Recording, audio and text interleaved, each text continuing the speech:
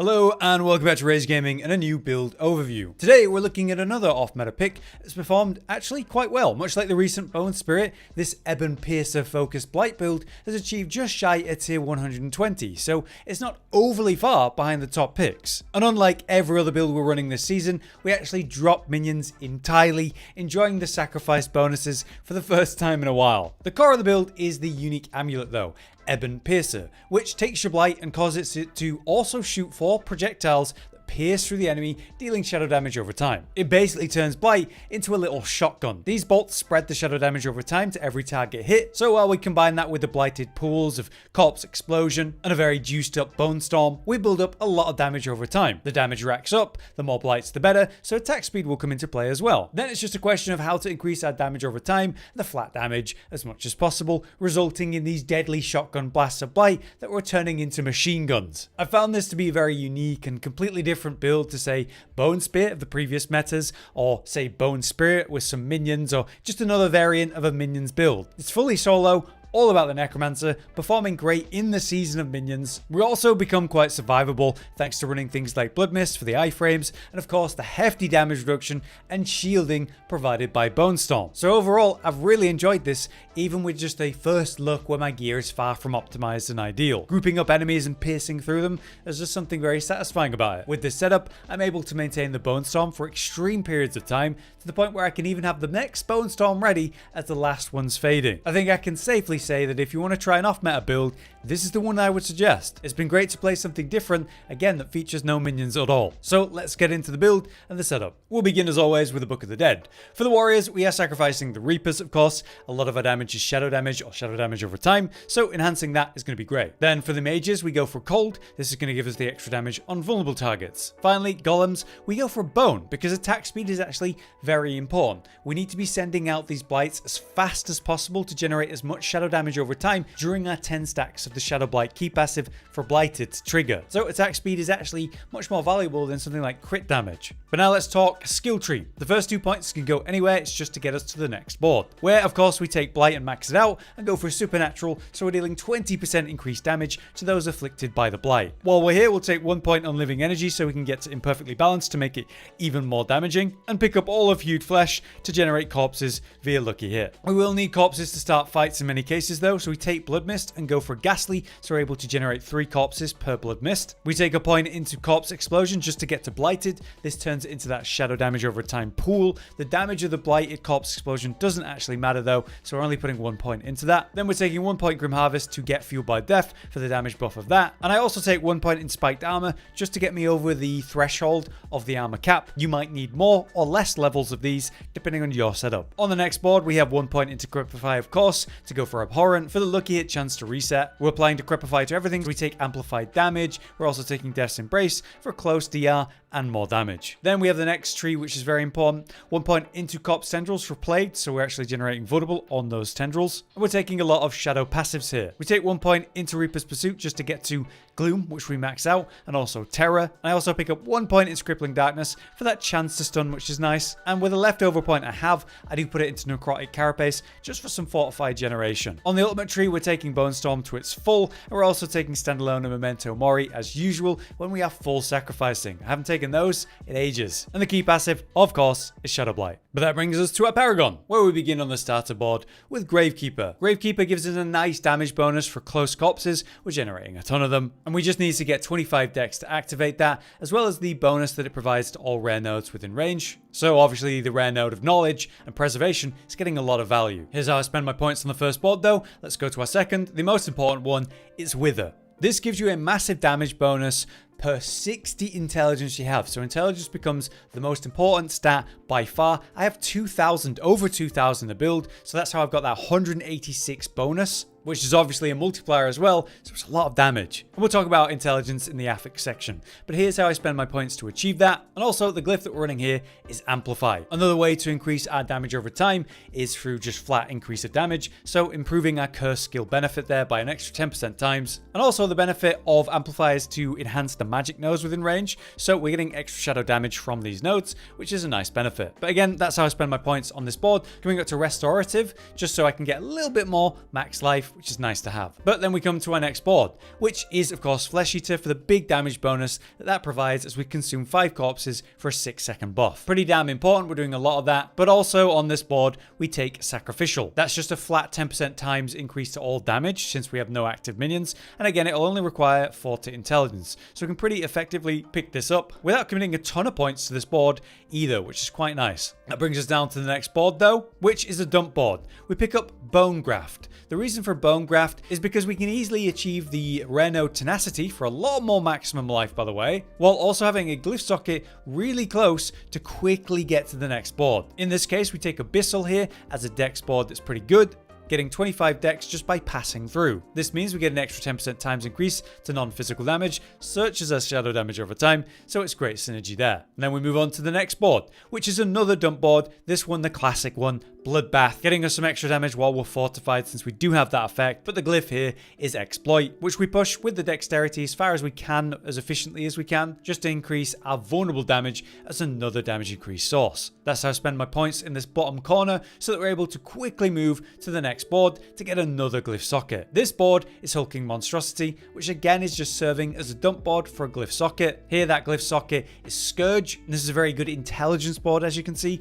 we're up to 55 without a massive commitment here, and that's going to increase the damage we deal with our shadow damage over time. So that's how I spend my points on this board to achieve that, and then move to yet another final board. This one is Scent of Death, which we definitely want for the damage reduction that provides. And then with the intelligence board, we just slap in Control as a suitable glyph to socket in. Again, don't forget in Season 4, this is significantly better than it was in the past. Any crowd control, that's a 20% times increase. Not just stun as it used to be, but even the slow of your Decrepify. And that's the Paragon board. Pretty much committing to Wither, and then not much on any other board, just so we can get as many glyphs as we physically can.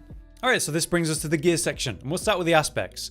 I'm running the uber unique Harley Quinn crest for the massive 20% damage reduction and the ranks to all skills, and the affixes on it are amazing. If you do not have this uber unique, then I'd recommend slotting in another aspect of just defense or offensive purpose, such as Inner Calm or something like that, but it is pretty damn helpful, and as the uber unique that kind of works its way in across many of the builds for Necromancer, I'd strongly recommend this be the uber unique for the season. In any case, on the chest piece we have Hardened Bones, on the gloves we have the Damned. It's a 50% times increase for shadow damage to the enemies afflicted by any curse, and since we're cursing everything with Decrepify, this is always applying, so it's a massive damage bonus. On the legs, it's of course Shielding Storm for the barrier that provides on the Bone Storm, and on the boots we have Concussive Strikes. There isn't a lot of options you have for aspects for the boots, so since you're generating some days through lucky hit and that's increasing your damage just as a flat rate, it does help. But I do think as an alternative, you could consider Explosive Mist just for the CDR that'll provide, and another way to generate corpse explosions at the same time as the iframes. With the weapon, of course, it's a two-hand scythe, and we have Blighted at its max value. Shadow Blight triggers 10 times, and then you get a 240% times increase to damage. Is the most important thing by far. Then we have the amulet. Obviously, it's Ebonpiercer, absolutely vital. You'll see how mine's kind of a mid-roll. I wish I could have found a better one, but I just couldn't get a better one to drop. Then finally for the rings, we have Osseous Gale. This is what's extending the Bone Storm, increasing its duration by up to 12.5 seconds. This consumes a lot of corpses as well, which helps with the Corpse Eater effect from the Paragon. On the other ring, we have Conceited. We are generating a lot of barrier. We're kind of having Bone Storm up as much as possible. So while that's going, we get a 25% times increase to all damage as a multiplier. So it's very nice. Then we have the affixes. As usual, you want to make sure that you reach the armor cap and also your resistances as a priority. But as you can see, I have a pretty hefty over 2,000 intelligence, which is all going towards Wither. As I explained in that section, the more intelligence you have, the more damage bonus you get from this node. So you'll find it on every slot that I have as a priority, even the chest piece and the legs and the boots. For the chest piece, otherwise, we need the armor cap, so I have armor here, and the total armor on the tempering as well. And then the backup affix on everything is max life for survivability. On the gloves, we have intelligence and max life, and then lucky hit chance, which is useful, but you very well could have attack speed there instead. On the legs, again, we have intelligence, max life. In this case, I've got dodge chance. What I'm missing in this build is essence generation, which you could have on your legs and your chest. I would strongly recommend that because I did have essence generation problems with my setup. So whether that's essence generation in general or just essence per second, that's what I would strongly recommend here in place of this dodge chance that I have in this case. For the boots, it's pretty standard. Intel, max life, movement speed. On the weapon, it's Intel, max life, and damage over time. And then for the rings, it's Intel, max life, and attack. attack speed. That brings us to tempering. As usual, you want to increase the corpse tendril and decrepify size by 2 affixes where you can. So you'd look for this on your chest and your gloves, and then decrepify increase on, say, your legs and your boots. Outside of that, it's what you need. Total armor to get me over the armor cap in my case, or max life to squeeze in more health. On a defensive slot like the gloves though, it's shadow damage over time, and then this could be the corpse tendril or decrepify increase, or something just utility like immobilization, stun, or freeze like I have here. On the boots, it's just extra movement speed as a temper. I have more movement speed after an elite, but raw movement speed will probably be better. More importantly is the weapon though, where we have just flat damage and then chance for Blight projectile to cast twice. Getting a free extra Blight regularly is a huge damage increase, very nice to have. On the rings, it's just shadow damage over time and resource cost reduction on both of them. The focuses for your masterworking is not too worrisome, just go for Ebonpiercer. Essence cost reduction is going to be very good. Improving your damage through shadow damage over time is great too, so you could get that on all of your jewelry. Beyond that, raising your intelligence to enhance the potency of Wither, that was my second priority. I would probably on the weapon though, focus more on getting that extra Blight projectile chance, because obviously that's really valuable. Gems is a bit interesting. Normally I'd have health in all of my armor, but here we instead have intelligence. An extra 100 intelligence per gem slot is pretty incredible. Remember, that's increasing our damage massively through the Paragon Wither board, so this is actually a major DPS increase to sacrifice some life. In the weapons, it's damage over time, and then for the jewelry, it's whatever you need to get you to the 70% resistance in everything, so I only need the 2 diamonds to achieve that, so I'm able to achieve some extra armor, getting me to the cap in that way. For a very short gameplay guide then, since it is simple, you just group enemies up by using Blood Mist, generating some corpses to work with, then you tendril pull in and debuff them all with Decrepify. Then you can pop a corpse explosion to generate the Blight pool from that, get the shadow damage ticking up, and then we go to town with Blight spam at a close range for even more damage to make sure it's piercing everything. If you want a full commit there, you'd also Bone Storm at that point, which will consume any or many corpses to automatically build up how long the Bone Storm lasts using the Osseous Scale aspect. Those corpses might help with your Corpse Eater Paragon for even more damage on top. We then build as much shadow damage and damage over time as possible, smashing out Blights while we can, as many as possible during the Shadow Blight 10 stacks buff, ideally. Then from there we maintain our blighted pools, Decrepify, and our essence gen where possible outside of that. Just be careful when you use your Bone Storm, since it will consume corpses. You don't want to soak up all of them when you might need one for a corpse explosion or a tendril pull-in. That's why I save the Bone Storm until I'm ready to start blasting. But yeah, there you have it. Another quick look at a different off-meta build for Necromancer in Season 4. Again, this has easily been my favourite of the off-meta picks. There's something very unique about it. Ebonpiercer is just a cool concept, I think. And with it being something fresh and different from, say, Bone Spirit, or of course, the overused Bone Spear, or in Season 4's case, it doesn't actually involve minions for once. It's a nice change of pace. I definitely would have liked more time on this one to progress the build to get it really strong for myself, but you absolutely could, and it performs out the box clearly pretty damn well. For now though, I hope this was interesting or useful. I've been Hollow, you've been you. Thanks for watching. Josh, Cotton, and Hollow with the videos, dropping the humor like a hammer on your tippy toes, bringing entertainment on a daily arrangement to take our insanity and turn it into entertainment. Yes, I said entertainment twice, to reiterate that it is nice to look into your faces on a mostly daily basis when you let us in your homes to make the whole world a stage. Goodbye.